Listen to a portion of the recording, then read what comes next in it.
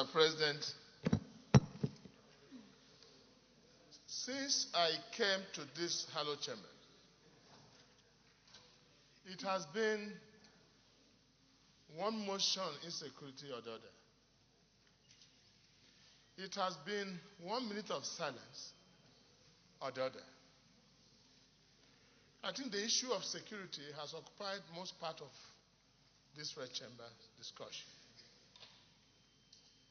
And at every time, we've come up with compendiums, committees, solutions. And the situation doesn't seem to be getting better. Mr. President, the truth be told, we were elected by the people to come here and represent them.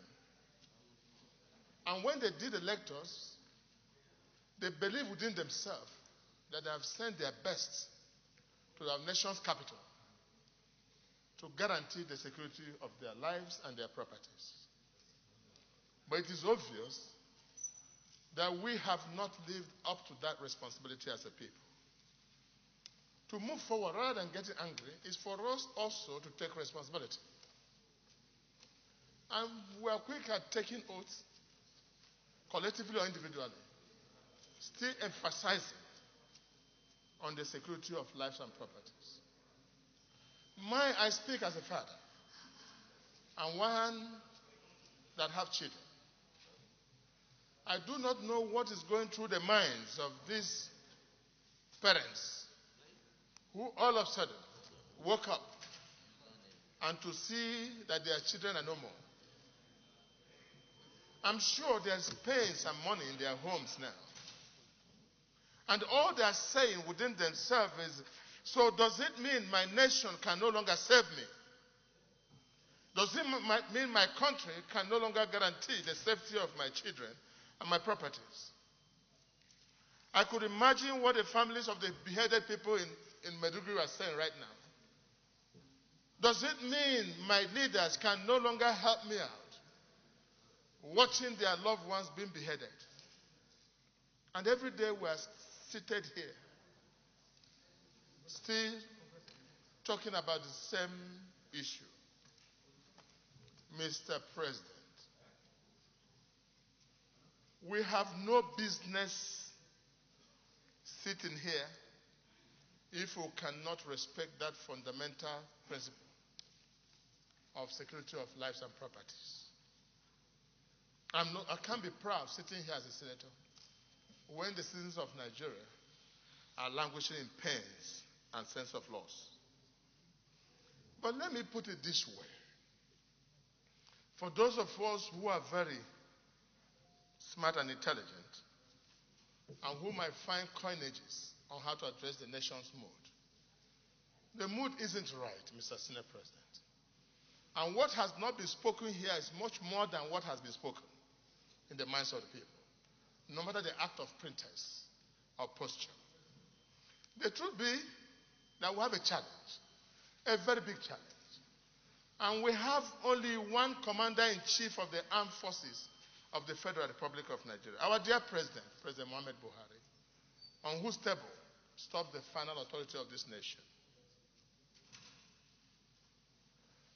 We need to have a discussion, either by our invitation or by his own invitation. And we must sit down as elected people, not appointed people, who now represent the people to find a way forward. If Mr. President needs any form of help, whatever sacrifice we can make to help him succeed, we have to do that. But if there is nothing like that, Mr. President should take responsibilities. We do not have two presidents.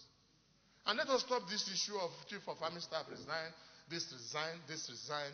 Let us rather see how we can talk with our president as elected people. There are only few elected people in the Federal Republic of Nigeria. Just as the president was elected, is the way also we're elected. So we have to meet as elected people, represent the people, to discuss this matter, and ask Mr. President one question. My dear President, what are the challenges you have? How can we help to stop this insurgents and this need? If you have anything, we can now make the sacrifice and help him. But if the Mr. President does not use our help, then Mr. President should take responsibility and show the lead and bring this insurgence to an end. But we, as a nation, and thank God that this Senate, irrespective of where they come from, are speaking out for this. An injury to any part of this country is an injury to all of us. So mine would be to insist that a meeting be called, either by Mr. President or by us, to look at the way forward. Anything that can bring rift again between these two arms of government would rather worsen the situation. May I appeal to all of us to bury our hatchet of anger and see how we can now collectively meet to look. While this is being done, good communication helps to solve problems and pains of the heart. Mr. President, also, in the language you have spoken, Mr. President of the Senate, in the same manner, let leaders address the nation in their capacities to calm nerves. Communication is very, very key. Silence sometimes is not the best of the answer. We must communicate and engage the people to show understanding.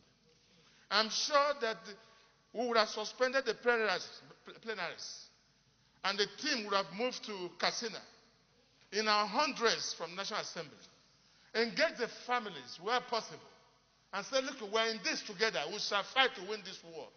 Good communication emboldens citizens. This is the time we need communication and must communicate right. But, Mr. President, your job from now is getting tougher and tougher, and I don't envy you. The situation has called for you to be bold enough to show leadership at this level so that this nation can move forward. I so submit.